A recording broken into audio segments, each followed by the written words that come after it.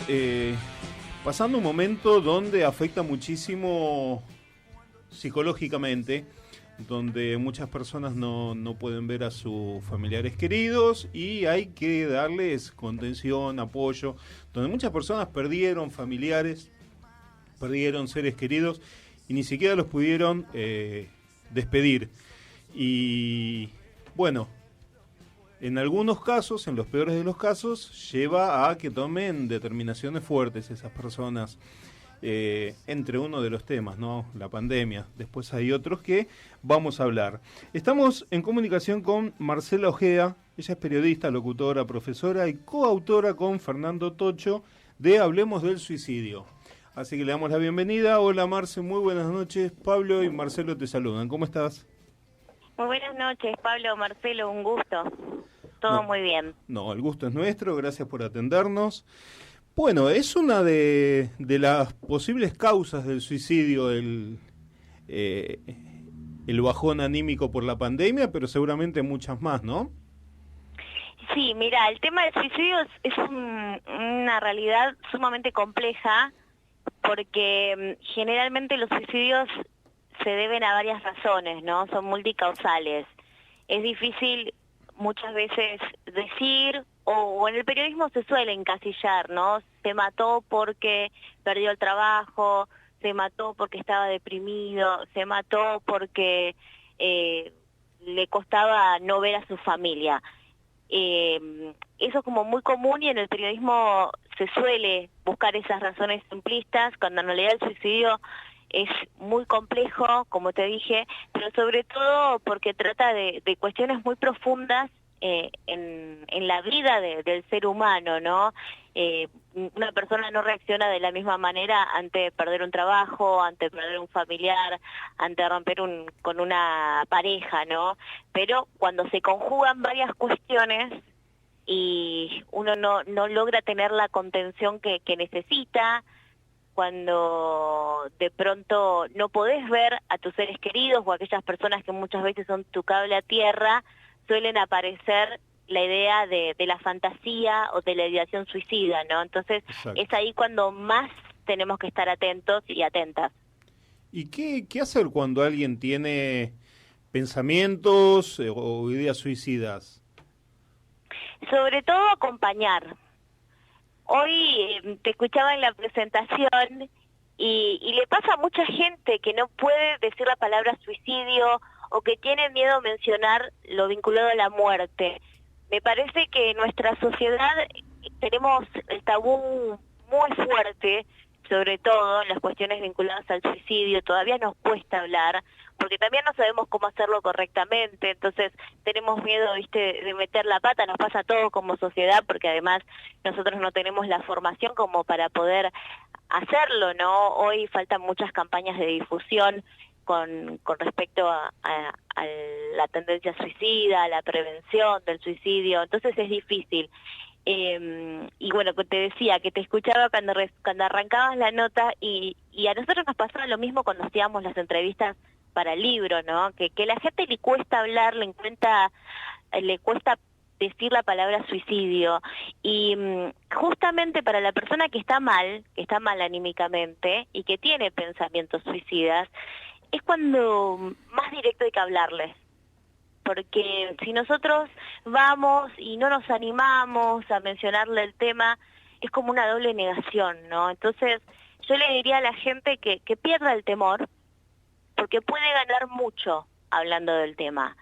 Hallando, podemos perder absolutamente todo. Entonces, en primer lugar, hablar sin miedo, preguntar sin miedo y estar dispuestos a escuchar y estar dispuestos a acompañar, ¿no? Porque el suicida es una persona que está profundamente deprimida, que está sufriendo internamente mucho y que le cuesta sacar ese dolor que tiene adentro y que además siente que nadie lo va a entender. Y no solamente que no lo va a entender, sino que los van a juzgar. Entonces Claro. les cuesta hablar mucho del tema. Si nosotros abrimos ese diálogo, lo hacemos a corazón abierto, sabiendo que del otro lado puede aparecer justamente esto de no voy a hacer más una molestia, pronto voy a dejar de molestar, decir no, esto no se trata de una molestia, vos sos una persona que nosotros queremos, nosotros estamos para vos, te puedo acompañar a ir a ver a un profesional de la salud si considerás que con mi ayuda no es suficiente. Estar dispuestos a hablar básicamente y a dar otra perspectiva a la persona que la está pasando mal, porque en ese momento la persona ve todo negro y le cuesta mucho ver una luz de esperanza porque justamente no lo habla con otras personas, o cuando lo menciona directamente aparece el juzgamiento o el silencio o el reproche, entonces no lo vuelve a mencionar. Entonces, estar dispuestos a hablar y estar dispuestos a dar otra perspectiva y a escuchar sin juzgar me parece fundamental. O sea que lo que gran parte de la sociedad por ahí piensa ante cualquier eventual problema y decir, no, voy así, le hablo de cualquier cosa, que se despeje un poco, en este caso del suicidio puntualmente no es lo más aconsejable. Mira, es importante la compañía, es importante estar y hablar de otras cuestiones, pero también es más importante no eludir el tema. Porque vos imaginate que si vos estás viendo todo negro, estás viendo que todo está mal, y de pronto viene alguien a verte y te habla, no sé, de lo lindo que está el día, de las nuevas medidas del gobierno, y no te habla del tema que a vos te aqueja, es como una doble negación, ¿no? Y un doble sufrimiento. Entonces, los expertos que trabajan día a día en el suicidio dicen, tenemos que hablar más del suicidio, tenemos que hablar sin tapujos, sin miedo, sin tabú, porque es la única manera muchas veces de salvar una vida, ¿no?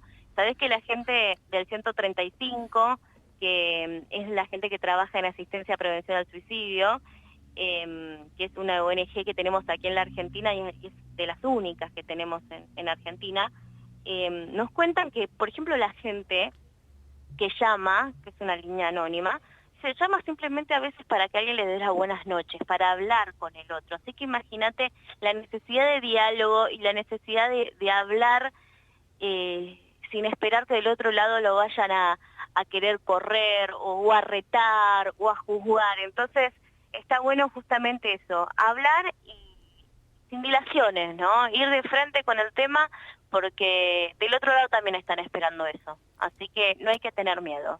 Marcela, buenas noches. Marcelo te saluda. Hola Marcelo, ¿cómo estás? Todo bien.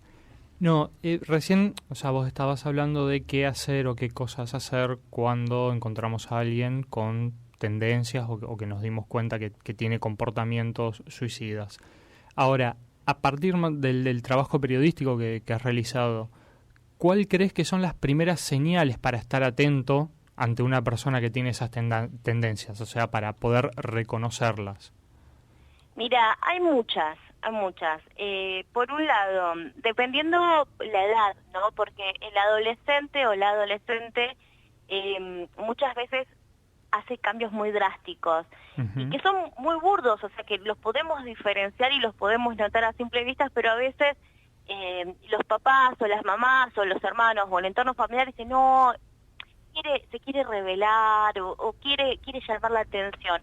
Y sí, muchas veces es un llamado de atención, por ejemplo, el cambio en la ropa, cómo se empiezan a vestir, de pronto empiezan a elegir cosas más oscuras, las ves en las redes sociales que publican imágenes tristes o devastadas o que hacen alusión incluso a la muerte. Es muy frecuente son los adolescentes. Sabes que cuando nosotros hacíamos la investigación, nosotros teníamos los nombres y los apellidos de las personas que se suicidaron, obviamente eso no está publicado, pero nos sirvió para hacer una investigación interna, ¿no? Nosotros nos tomábamos el trabajo de ubicarlos en un mapa, de conocer la edad, dónde trabajaban, su nombre y apellido, sus redes sociales, y entrábamos y nos encontrábamos en un montón de casos de estas personas que finalmente se habían quitado la vida con estas imágenes en las redes sociales o con mensajes claros que decían, no sé, pronto me voy a encontrar con un familiar que ya no está acá en la tierra, voy a dejar de ser una carga.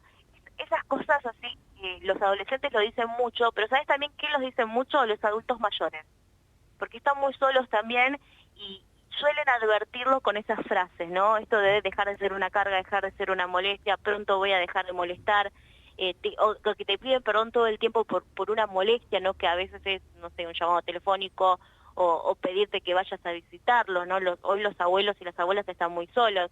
Entonces, prestar atención a esto, ¿no? sobre todo los adolescentes, cuando se empiezan a retraer mucho, cuando cambian su personalidad. Generalmente los adolescentes son muy alegres y son muy extremistas, ¿no? Los adolescentes aman, sufren en extremo. Bueno, prestar atención cuando los chicos están sufriendo, no pensar de que es una etapa o que se está redescubriendo. Bueno, si de pronto teníamos una persona que era sumamente alegre en la casa, charlatana, divertida, y de pronto se vuelve más oscura, bueno, a prestar atención a esas cuestiones. También es muy frecuente en los suicidas, sobre todo en los que tienen más de 18 años, que tratan de buscar una doble vida, y esa doble vida la encuentran muchas veces o en las redes sociales o en los juegos electrónicos. Generalmente los chicos, los hombres, porque el suicida, el promedio generalmente es hombre, sin embargo la mujer es quien más intenta quitarse la vida. El hombre como que busca generar una amistad, otra personalidad en los videojuegos. Vieron que hoy están muy de moda esto de los juegos de rol. Exacto, de pronto que, bueno, la posibilidad de poder crear un avatar. Exacto, y un avatar que es muy diferente a la persona en la vida real, ¿no? Extrovertido, valiente, bueno, todo lo contrario muchas veces a lo que es en la vida cotidiana. Entonces, bueno, prestar atención ahí, porque muchas veces eso, ¿no? De que de pronto está todo el día en la computadora, o que está todo el día jugando los juegos y se aísla y no toma contacto con las otras personas, es una señal de alarma. Y después prestar atención, por ejemplo, a los posteos, prestar atención a si se va mucho tiempo, por ejemplo, y te deja absolutamente todo en la casa, el celular, los documentos, la llave, la sube. Bueno, esas cuestiones, prestar atención, porque también es muy frecuente el suicidio en la vía pública en la región, lamentablemente. No solo en las casas, sino también en los espacios públicos han ido creciendo en los últimos tiempos. Recién decías, dijiste al pasar, nombraste los abuelos y abuelas que están solos y el mal momento que están pasando ahora. El libro que hicieron ustedes iba desde el 2017 hasta el 2019, si no tengo mal entendido. Correcto. ¿Cómo crees que repercutió justamente la pandemia en este tema? Mira, nosotros hicimos el corte en el 2019 porque teníamos que publicar, porque si no, no publicábamos más. Pero nosotros seguimos relevando los casos. Es más, en unos días vamos a estar presentando los datos del 2020. Ya lo estamos procesando, estamos esperando algunos datos oficiales que todavía no han llegado, creemos que no van a llegar también, así que vamos a estar publicando lo que ya tenemos, pero es muy fuerte porque nosotros en el año 2019 decíamos que el suicidio era la tercer causal de muerte evitable en la región. Bueno, hoy es la primera. El suicidio es la primera causa de muerte evitable en la región en el año 2020, así lo fue. Se duplicaron los suicidios y en muchos casos de gente adulta, adultos mayores sobre todo, que están solos o que de pronto perdieron una pareja, perdieron las amistades, que se enfermaron de COVID y fallecieron, están solos. El adulto mayor está más cercano a la muerte, ¿no? Porque sabe que le queda menos tiempo de vida y de pronto cuando pierde los afectos a la gente querida, eso es devastador. Entonces yo diría que sumemos en este contexto de prestar mayor atención, sobre todo si han perdido algún ser querido, alguna pareja, ¿no? Vos imaginate que para un abuelo o una abuela que estuvo toda su vida al lado de una pareja y de pronto lo perdió por esta enfermedad, bueno, hay que estar muy atento a estas cuestiones. Los expertos incluso dicen a nivel mundial que cuando termine la pandemia, a la gente que más vamos a tener que prestar atención es a los adultos mayores, en primer lugar, y después al personal de salud, porque estuvo tan cara a cara con la muerte que eso te deja una marca. Entonces, es importante estar acompañando a los adultos mayores y más han tenido una pérdida en los últimos meses.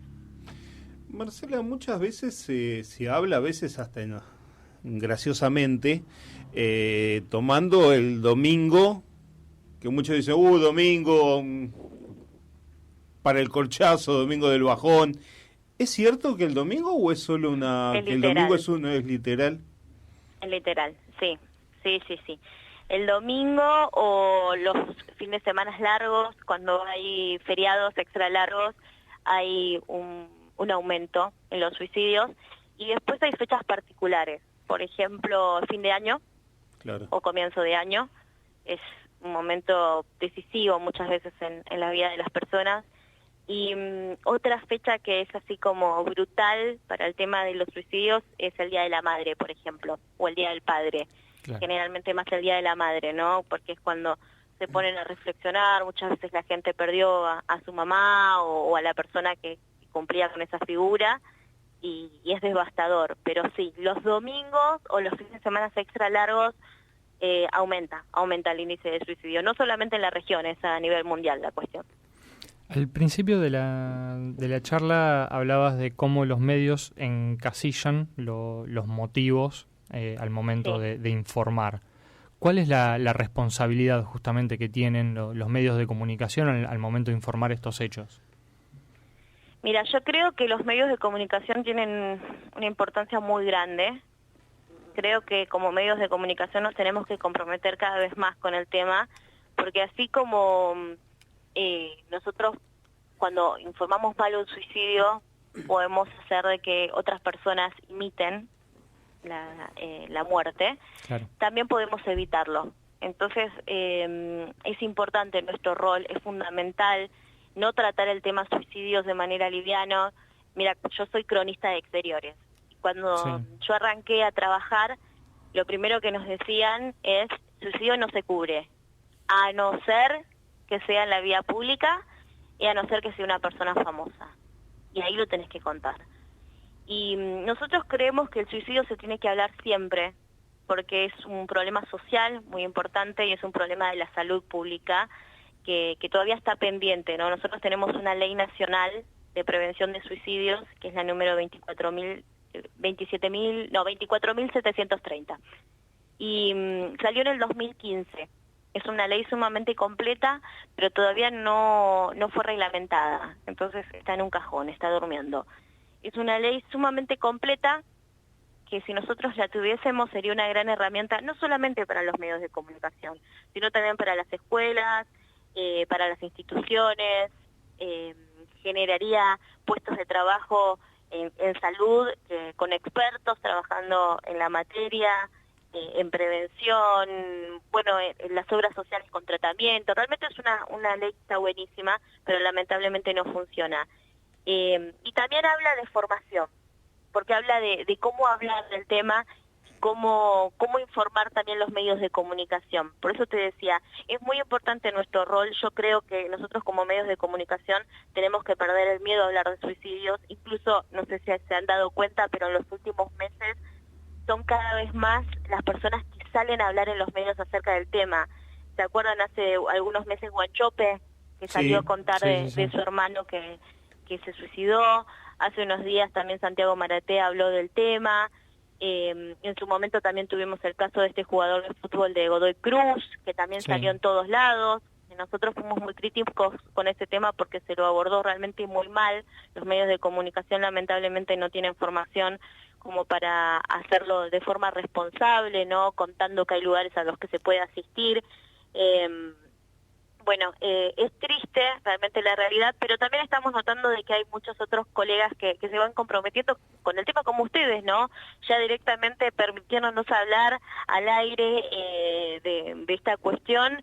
Es un gran paso, ¿no? Porque vos imaginate que esto hace 10 años atrás sería imposible. Nos parece que está bueno hablar de la cuestión de forma responsable, seriamente, con datos certeros y diciendo esto, que el suicidio se puede prevenir en su gran mayoría, el 80% de los suicidios se pueden prevenir, que hay lugares a los que se puede asistir, como por ejemplo el 135, y animar a la gente a hablar porque es la única manera que tenemos para prevenirlos, ¿no? Porque lamentablemente hasta este momento nosotros hemos probado con la estrategia de no hablar del tema, de callarlo, de volverlo un tabú, de esconderlo abajo de la alfombra. Bueno, no nos ha funcionado y no nos va a funcionar. Así que me parece que si cambiamos de estrategia nos va a ir mucho mejor. Últimamente, y desgraciadamente, con el aumento de los casos de violencia de género y femicidios, también se dan los suicidios por cuestiones de género. ¿Qué lleva al asesino o asesina a quitarse la vida después de haber cometido un femicidio, por ejemplo? Y en estos casos nosotros hemos también relevado en el libro muchos criminis causa, que son, me mato para ocultar el delito previo o me mato para no tener la responsabilidad ante la justicia, ¿no? ¿Sabés qué? Me da la sensación, nosotros lo hemos charlado con Fera esto, que me parece que tiene que ver con una idea de, primero, no afrontar lo que le corresponde ante la justicia, eso ni hablar, porque el hombre es valiente en muchos casos en esto de decir, bueno, voy, la mato porque es mía, la pienso como una propiedad, pero después no me quiero hacer cargo. Después prefiero irme, ¿no? Prefiero morir antes de pasar por una cárcel. Pero por otro lado ha estado mucho tiempo instalado, esto no es menor, porque es en la cultura, ¿no? En la literatura, esto de como me sacrifico por algo mayor, ¿no? Y no sé si te acordás, pero por ejemplo hace muchos años cuando sucedió el caso de Barrera, Sí. de Barreda, aquí en la ciudad de La Plata, el hombre que mató a 3 mujeres, en ese momento no era considerado un femicidio porque eran otras las leyes, Sí. él era considerado un héroe. Sí. Yo me acuerdo de haberlo ido a cubrir en varias oportunidades cuando tenía que ir a los tribunales, y los hombres le gritaban por la calle capo, genio, maestro, era un ídolo. Sí. ¿Entendés? Entonces me parece que está por ahí dando vuelta la idea de que quizás si yo me mato soy visto por el otro como un héroe o como alguien que se sacrificó por otra cuestión, medio retorcido, obviamente, se trata de psicópatas. Sí, el obvio. hombre que es femicida es un psicópata, pero viene, me parece, por ahí la idea. No lo puedo asegurar, es algo que nosotros lo hemos discutido mucho internamente como investigadores y como grupo de trabajo, y nos da la sensación de que debe venir por ahí también por lo otro, ¿no? De no querer afrontar lo que viene después cuando quizás te den una perpetua. Marcela, muchísimas gracias por estos minutos. La verdad que es un tema para tocarlo más seguido, como bien decís vos, sin miedo, Animarse. sin tapujos, Sí. animarse. Y bueno, será hasta la próxima. Un placer y de nuevo les agradezco en mi nombre y también de Fernando Tocho por estos minutos, porque para nosotros es muy importante poder llegar a todos los oyentes y a todas las oyentes y que el tema empiece a resonar y que dé la posibilidad de hablarlo en la mesa, de hablarlo con la gente que queremos, porque muchas veces no sabemos cómo la está pasando la otra persona internamente. Exacto. Y quizás estos temas, hablarlos como, mirá, escuché una nota el otro día que hablaban de este tema, ¿qué te parece? ¿No? Y quizás ahí aparecen cuestiones en las que podemos trabajar y hablar para prevenir, ¿no? Básicamente. La verdad que sí, y bueno, a disposición de ustedes para lo que necesiten. Un gran saludo para vos y uno para Fernando. Dale, un placer. Muchísimas gracias a los dos. No, por favor. Hasta luego. Y así pasaba Marcela Ojea.